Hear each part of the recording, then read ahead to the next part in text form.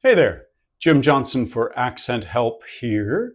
And what I want to go into is a couple of lexical set words that I think are really important, especially if you're working on any London-based accents, but it's also relevant for a number of other accents that I'll make mention of in just a moment. So these two big words that I want to make mention of are the ones in blue.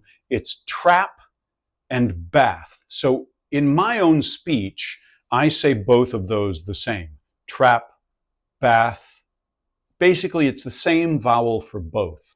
So these lexical set words, so lexical sets are the brainchild of J.C. Wells, a linguist who came up with a list of words to be descriptive about how certain sounds are treated in various accents. It's imperfect. In fact, he has said, man, if I thought people were going to use this so much, I would have, really thought even further about which words I choose. In my work, I do a slight adaptation of it, but I do utilize these lexical set words. And one that he uses as a bit of a subset, I include here as well, which is graph, which again, for me, these are all the same. For most Americans, they are. There are some people in Boston and possibly a bit in New England who will actually make use of what I'm about to go into, in addition to the fact that will happen in South Africa very commonly. It will also happen in New Zealand and less consistently in Australia. In fact, one of the things I'm working on right now for my Australian materials is I need to get recordings of Australians from a lot of different places reading through all of these bath sort of words because they're less consistent about it. So if you're an Aussie who'd be willing to contribute, please give a comment down below, and I would love to have your voice help out for actors who are learning how to be more accurate with an Australian accent. Right, so trap versus bath. When you get to London-based accents, and these other ones that I've just made mention of, you tend to get a split where you end up with something more like trap, bath, depending on the specific accent. So it might be something like sort of classic RP sound, trap, bath, and something more like very contemporary estuary, trap, bath, or Cockney, trap, bath, something along that line. So you can hear that we've still got that same split going on. So that's why there are two lexical set words for what for me is one sound, which is the ah sound. And there is this subset of graph. So in a word, for example, like telegraph, that some people, for example, in the London area will say telegraph, and some will say telegraph. So that's one, and other words like it that can actually go a little bit back and forth.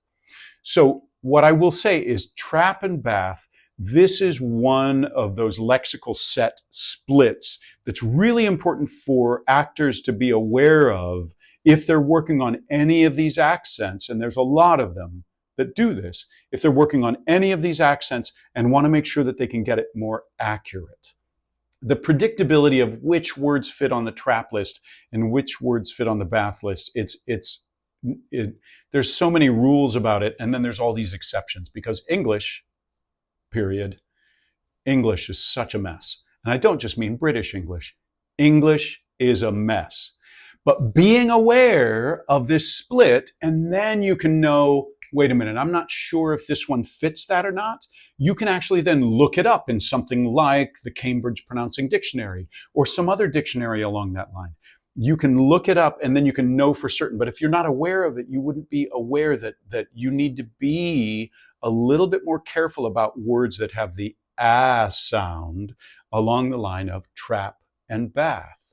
Because part of what happens is a lot of people start to go London-based, trap, bath, and they all start to change towards that.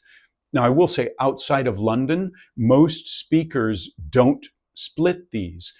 They might, especially if they have an influence of estuary or RP on their speech. So they're speaking kind of a mesolect, something that's in between a really heavy accent and a much more neutral, which of course is a bogus term, but a neutral accent, something that's RP estuary, right?